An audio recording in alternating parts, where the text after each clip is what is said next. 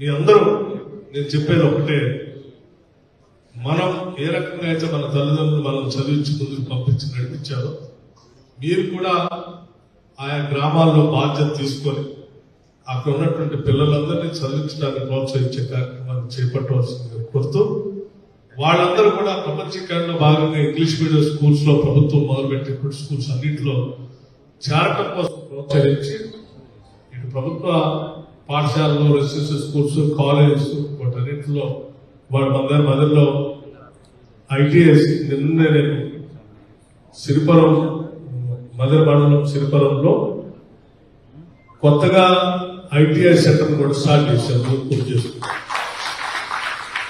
ఐటీఐలో advance technology centre పెడతాం.